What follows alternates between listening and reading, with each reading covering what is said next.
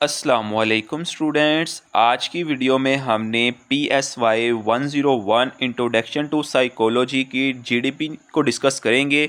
बहुत ही आसान जीडीपी है। मैं आपको A to Z detail provide करूंगा। इंशाल्लाह आप इसके अंदर 10 आउट ऑफ 10 मार्क्स इजी से हासिल कर सकते हैं। आपको इसका सलूशन भी प्रोवाइड कर दूंगा। आप इजीली उसके अंदर अपनी चेंजिंग करके मैं आपको समझाऊंगा। आप उसके अंदर अपनी वर्डिंग की चेंजिंग करके इजीली उसको सबमिट करवा सकते हैं। वो सलूशन आपको कैसे मिलेगा, इस वीडियो के डिस्क्रिप्शन में और फर्स्ट कमेंट बॉक्स में हमारा व्हाट्सएप ग्रुप और व्हाट्सएप चैनल है। आप व्हाट्सएप ग्रुप को भी ज्वाइन कर लें, व्हाट्सएप चैनल को भी फॉलो कर लें। मैं आपको वहां पर इसका सलूशन जो है वो प्रोवाइड कर दूंगा। यहाँ पे मैं इतनी डिटेल से आपको एक्सप्लेन कर दूंगा कि आप इजीली अपना जो सलूशन है वो तैयार कर सकते हैं। सबसे पहले हम इसका इंपॉर्टेंट इंस्ट्रक्शंस पढ़ लेते हैं, उसके बाद मैं आपको क्वेश्चन एक्सप्लेन कर देता हूं कि उन लोगों ने हमसे क्वेश्चन जो है वो क्या किया है।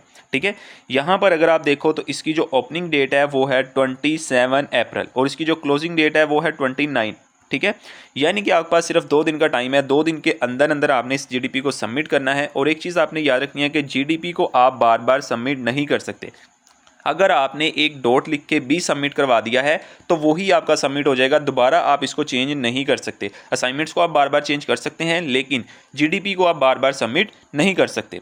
यहाँ पर हम इसकी इंपॉर्टेंट इंस्ट्रक्शंस पढ़ लेते हैं कि क्या क्या यहाँ पर गिवन दी गई हैं। उसने आपको बोला है कि 3 वर्किंग डे के अंदर ही आपने इसको सबमिट करना है, आपको एक्स्ट्रा टाइम जो है वो नहीं दिया जाएगा। ठीक है, उसके बाद आप अपना जो आंसर है वो चेंज नहीं कर सकते और ना ही आपने जो है वो कॉपी करना है किसी का। अगर आप कॉपी करेंगे तो आपको 0 मार्क्स मिलेंगे। ठीक है, अब यहाँ पर आपका कमेंट जो है वो उन लोगों ने एक पूछा है कि आपने अपनी राय देनी है। इसके अंदर दोनों राय नहीं देनी, एक के अंदर आप हाँ बोल के उसकी राय दे दो, एक दफ़ा आप ना बोल के उसकी राय दे दो। ऐसा नहीं करना, किसी एक चीज़ से आपने इत्तेफाक करना है और उसको एक्सप्लेन करना है। ठीक है, मैं आपको क्वेश्चन में एक्सप्लेन करता हूँ अभी क्या है। ठीक है, उसके बाद जीडीपी का जो आपका आंसर होना चाहिए वो 250 से 300 वर्ड के दरमियान में होना चाहिए, यानी कि 250 से लेकर 300 के वर्ड तक आपने जीडीपी का आंसर एक्सप्लेन करना है।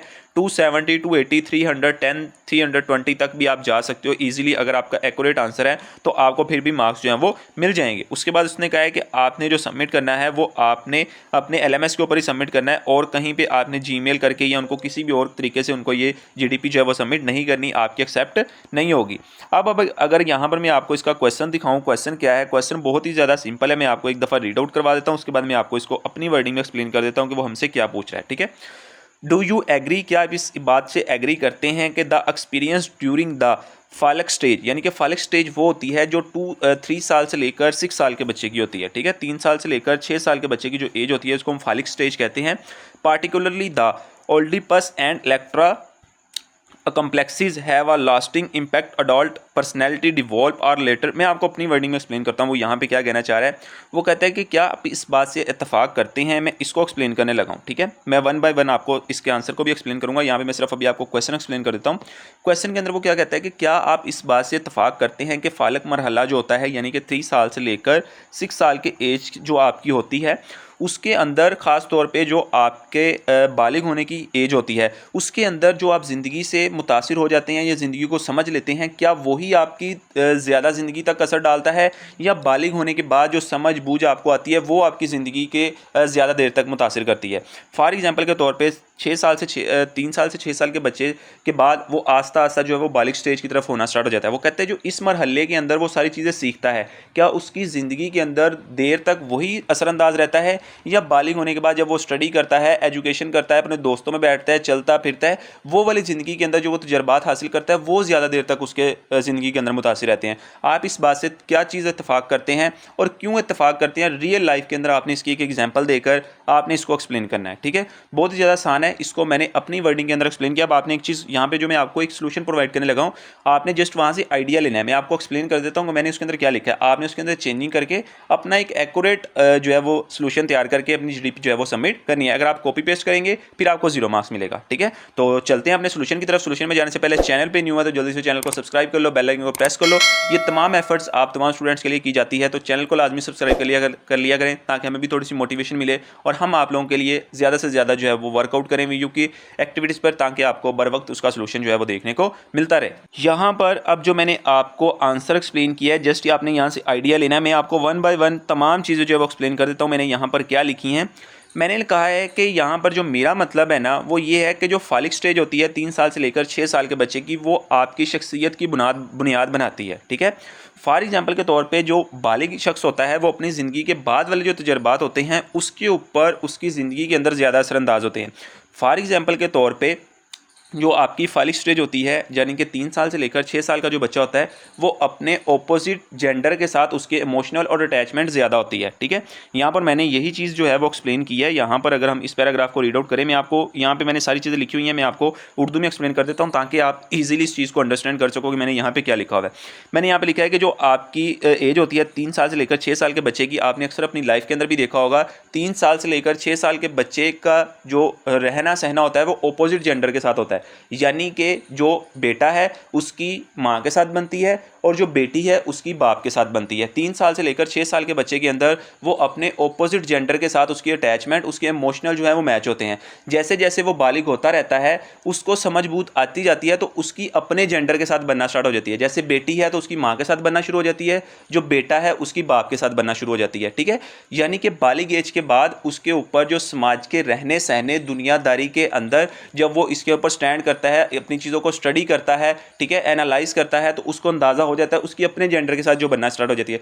इस वजह से हम कहते हैं कि जो बालिग एज के बाद की आपकी ज़िंदगी होती है वो ज़्यादा असरअंदाज डालती है आपके इन फ्यूचर के ऊपर। ठीक है, यहाँ पर फिर मैंने कुछ चीज़ यहाँ पर एक और चीज़ भी एक्सप्लेन की है, यहाँ पे मैं उसको भी आपको एक्सप्लेन कर देता हूँ कि आपके पास फॉर एग्जांपल के तौर पे कुछ जो आपको बचपन में जैसा माहौल दिया जाता है, फॉर एग्जांपल हम कहते हैं ना कि बचपन के अंदर बच्चे की तरबियत ऐसी करो कि उसको अंडर प्रेशर ना दो। ठीक है, यानी कि अगर वो बचपन के अंदर हैप्पी है ना तो उसकी बालिग वाली ज़िंदगी और उसके आगे वाली जो अटैचमेंट होगी अपने पेरेंट्स के साथ बहुत ज़्यादा होगी। इसी वजह से कहते हैं कि अपने बच्चों के साथ इस फ्रेंडली माहौल बनाएं ताकि वो अपने आने वाली ज़िंदगी के अंदर कोई भी उसके साथ बातचीत होती है तो वो आपके साथ फ्रेंडली जो है वो ईजिली डिस्कस कर सके। यहाँ पर अब वो जो चीज़ मैंने एक्सप्लेन किया कि आपका जो बचपन वाला मरहला होता है ना, अगर आप उसके अंदर आप अपने बच्चों को अच्छा माहौल प्रोवाइड कर देते हैं और जज्बाती तौर पर आपके बच्चे जो है वो मजबूत बन जाते हैं। ठीक है, उसका जो बचपन होता है ना वो वाकई बहुत अहम होता है आपकी बालिग एज तक। ठीक है, अब इसके अंदर जो मैंने मेन चीज़ एक्सप्लेन की है वो ये है कि इंसान की शख्सियत जब वो बचपन में होता है, बहुत सारी चीज़ें ऐसी होती हैं कि बचपन में हम बहुत ज़्यादा खुशहाल होते हैं, लेकिन जैसे जैसे हम बड़े होते हैं हमारे ऊपर अंडर प्रेशर बहुत ज़्यादा आ जाते हैं, माशरे का प्रेशर बहुत ज़्यादा आ जाता है, पेरेंट्स का प्रेशर बहुत ज़्यादा आ जाता है, या और एक्टिविटीज़ बहुत ज़्यादा अंडर प्रेशर कर देती है, जिसकी वजह से हमारी जो ज़िंदगी है वो बिल्कुल ही तब्दील हो जाती है। और कई दफ़ा से इस तरह होता है कि आपका बचपन जो है वो बहुत अच्छा नहीं गुजरा होता, लेकिन जब आप बड़े होते हो तो आपको खुशहाल फैमिली मिल जाती है, यानी कि आप लोग अंडर प्रेशर से बाहर निकल जाते हो और अपनी खुशहाल ज़िंदगी जो है वो गुजारना शुरू कर देते हो। यहाँ पे मैंने इसकी ट्रांसलेशन भी ऐड की है, लेकिन ट्रांसलेशन यहाँ पर मैं अभी यहाँ पर इस पैराग्राफ पे पहुँचा हूँ। अभी मैं 1 बाय 1 जो चीज़ यहाँ पे लिखी हुई है उसको 1 बाय 1 एक्सप्लेन कर रहा हूँ। आप लोग इसके अंदर चेंजिंग करके आप लोगों ने अपनी चीज़ें जो है वो लिखनी है। ठीक है, तो इसके अंदर वो कहता है कि अच्छा, लेकिन बाद में जो माली परेशानी और तल्लुकात जो होते हैं वो उसकी दबाव में आने की वजह से वो ज़हनी शिकार भी हो सकता है। ठीक है, तो हम ये बिल्कुल भी नहीं कह सकते कि जो आपकी 3 साल से लेकर 6 साल की जो एज है वो आपकी शख्सियत की बुनियाद ज़रूर है। जैसे एक पौधा लगाते हैं उसका बीज ये ज़रूर है, लेकिन उसके ऊपर बीज लगाने के बाद हम ये डिसाइड नहीं कर सकते कि इसका पौधा जो है वो बिल्कुल छोटा सा बनेगा, बहुत बड़ा बनेगा, या उसकी शाखें जो है वो बहुत ज़्यादा फैल जाएंगी। ठीक है, ये हम डिसाइड नहीं कर सकते। ये हमें तब पता चलता है जब उसका स्टिम बनता है, ऊपर लीव बनते हैं, पत्ते बनते हैं, जब वो बाहर निकलता है तब हमें पता चलता है। इसी तरह से जो 3 साल से लेकर 6 साल की एज है वो ये डिसाइड नहीं करती कि आपकी शख्सियत जो है वो कैसी होगी। जब आप बालिग हो जाते हैं, माशरे के अंदर सर्वाइव करते हैं, लोगों के अंदर सर्वाइव करते हैं, अपनी चीज़ों को स्टडी करते हैं, एनालाइज करते हैं, तो वो चीज़ें आपकी जो ज़िंदगी के अंदर जो है वो ज़्यादा असरअंदाज डालती हैं। ठीक है, तो ये था आपकी जीडीपी का बिल्कुल छोटा सा आंसर। मैंने 200 से 250 300 वर्ड के अंदर ये सारी चीज़ें एक्सप्लेन कर दी हैं। इसकी मैंने नीचे ट्रांसलेशन भी यहाँ पे ऐड की है। आपने ट्रांसलेशन में बता देता हूँ कि आपने ट्रांसलेशन नहीं लिखनी। ठीक है, ये जस्ट मैंने आपके समझाने के लिए लिखी है, आपने नहीं लिखनी। आप इसको रीड आउट कर सकते हैं। जो चीज़ मैंने ऊपर एक्सप्लेन की है उसको मैंने उर्दू की वर्डिंग के अंदर यहाँ पर लिख दिया है ताकि आप इसको 1 बाय 1 एक्सप्लेन कर ईजिली अपनी वर्डिंग जो है वो चेंज करके इस जीडीपी को सबमिट कर सकें। ठीक है, आई होप कि आपको समझ आ गई होगी। अब इस जीडीपी को सबमिट किस तरह से करना है ये भी मैं आपको बता देता हूँ। जब आप अपनी जीडीपी का आंसर राइट कर लेंगे तो आपने सिंपल अपने एलएमएस पे आना है। यहाँ पे पोस्ट मैसेज का आपको ऑप्शन दिखाई दे रहा होगा, आपने सिंपल पोस्ट मैसेज के ऊपर क्लिक करना है। इसको थोड़ा सा स्क्रॉल करोगे तो यहाँ पर आपको टाइप करने का ऑप्शन जो है वो मिल जाएगा। आपने सिंपल यहाँ पर अपनी जीडीपी जो है वो सबमिट करनी है। यहाँ पर आपने अपनी जीडीपी जो है वो लिख लेनी है। नीचे आपने यहाँ पे जो पोस्ट मैसेज का ऑप्शन आ रहा है आपने सिंपल यहाँ पे लिख के पोस्ट मैसेज कर देना है। लेकिन एक चीज़ आपने याद रखनी है कि जब आप पोस्ट मैसेज कर दोगे तो आप उसको दोबारा चेंज नहीं कर सकते। जीडीपी आप ओनली 1 टाइम टाइम जो है वो सबमिट कर सकते हैं, बार बार उसको चेंज नहीं कर सकते। अगर आपने गलती से भी एक डॉट लगा के सबमिट कर दिया है तो वो आपकी सबमिट हो जाएगी। ठीक है, तो आई होप कि आपको तमाम चीज़ें क्लियर हो गई। इसके अलावा अगर आपको कोई क्वेश्चन हो तो कमेंट सेक्शन में पूछ लीजिएगा। जाते जाते चैनल को सब्सक्राइब कर लीजिएगा। मिलेंगे नेक्स्ट वीडियो के अंदर, तब तक दें मुझे इजाज़त, दुआओं में याद रखिएगा। अल्लाह हाफिज़।